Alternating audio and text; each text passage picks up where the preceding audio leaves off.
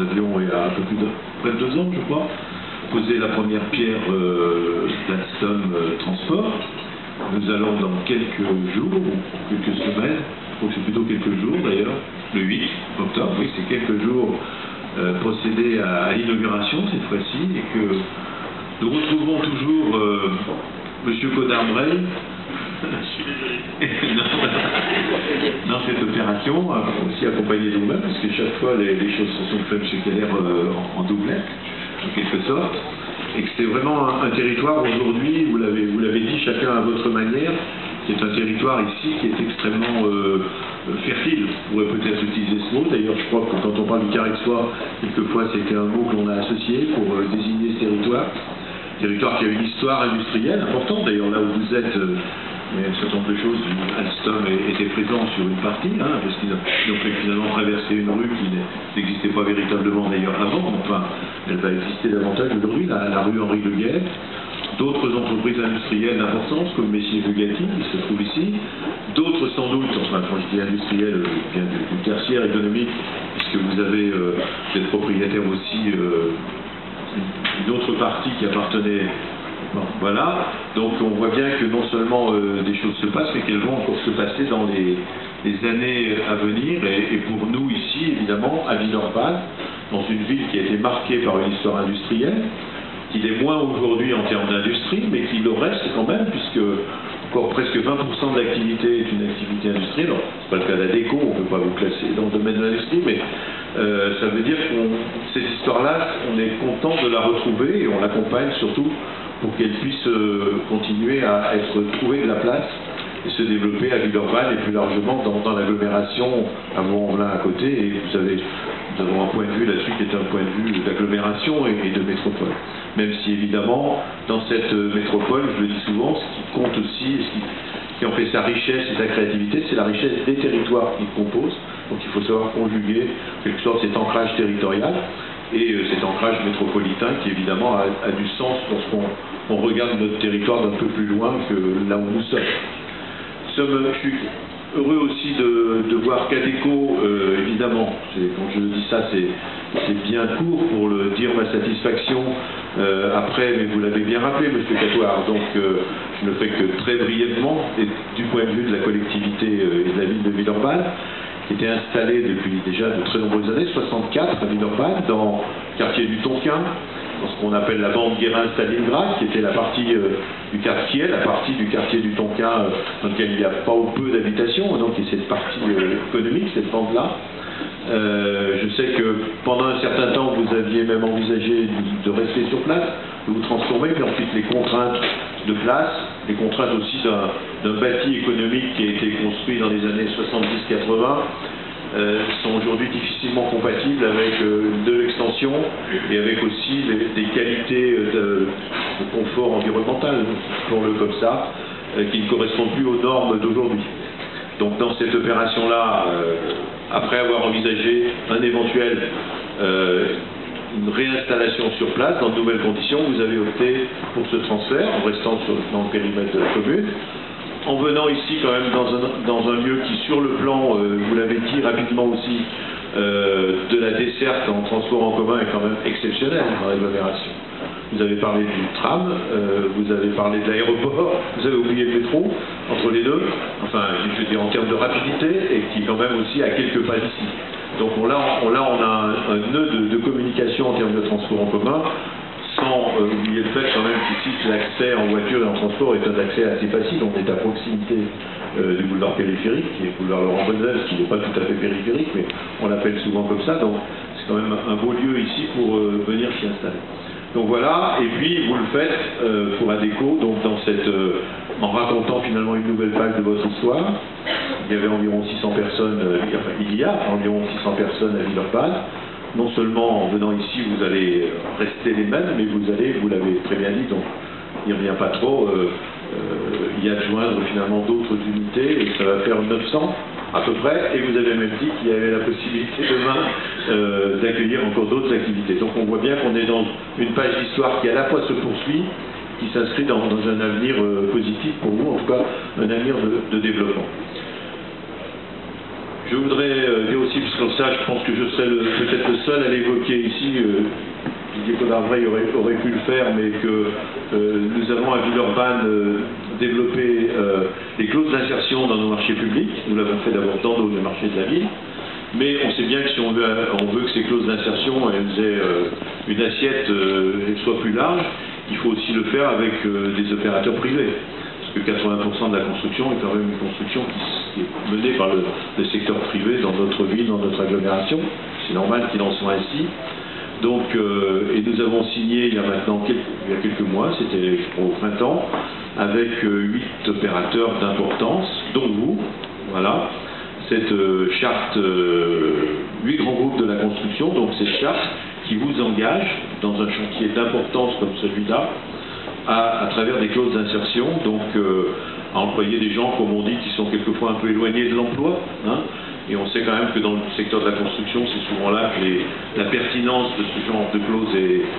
a le plus de réalité. Donc nous avons, je regarde les chiffres que j'ai, ça va représenter, non pas simplement pour vous, mais ces clauses d'insertion portées par le secteur privé pourraient représenter près de 100 000 heures d'insertion d'ici 2 ou 3 ans. Transformons-les en emploi, c'est quand même quelque chose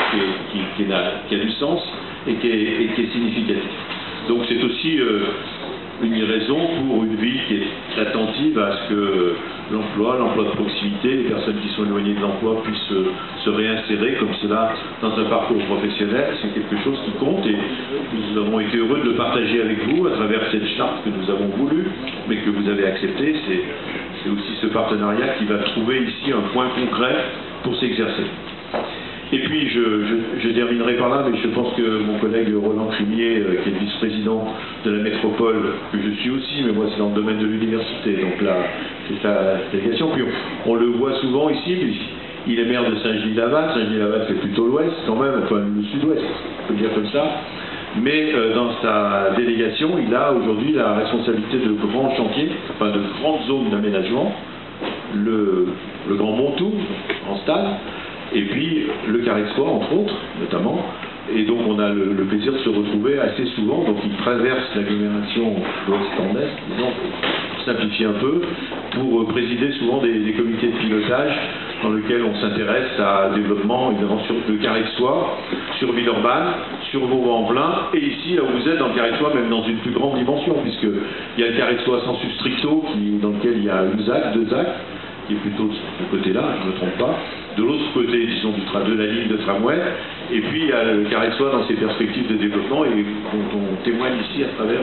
cette opération. Et c'est évident qu'on a là un secteur